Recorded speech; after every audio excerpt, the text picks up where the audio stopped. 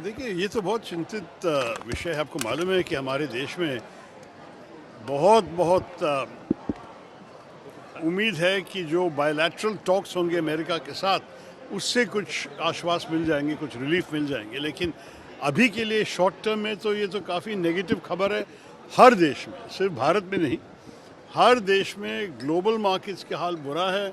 आपने जैसे कहा, प्राइसेस भी बढ़ते जा रहे हैं। और ट्रम्प साहब का टैरिफ्स का मतलब कोई समझा नहीं कि इसका क्या लॉजिक में किया है, क्योंकि अमेरिकन स्टॉक मार्केट भी बहुत बुरी तरह से, मेरे ख्याल में $2 ट्रिलियन हार गए, खो गए हैं करीब 2 दिन में। तो ये तो जब हर देश पे ये असर हो रहा है, मेरे ख्याल में will just have to bear it. ये तो नहीं है कि हमारे देश अकेला कुछ कर सकें जो कोई और ना कर सकेंगे, लेकिन it certainly seems that some countries will go into recession. We were better off because we had a 5.4% growth, and therefore it may come down, but it may not go into recession. What we'll have to do is ensure that we can quickly negotiate an effective bilateral trade agreement which might reduce the impact of all this on our economy, on our exports. But it depends on how successful those negotiations are.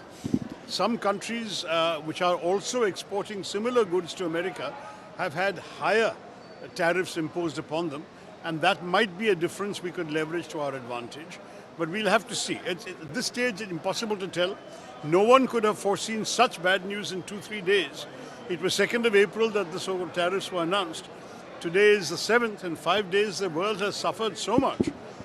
God knows what lies ahead. But all we can do is, tighten our belts and see how best we can cope with all of this. क्या बताओ यार, जो अंतर्राष्ट्रीय price बढ़ते जाएंगे तो हमें भी देना पड़ेगा, लेकिन इसमें हम क्या कर सकते हैं। बात यह है कि जो हमारे देश में जो हो रहा है, ये पूरा दुनिया में भी हो रहा है। यही बात है।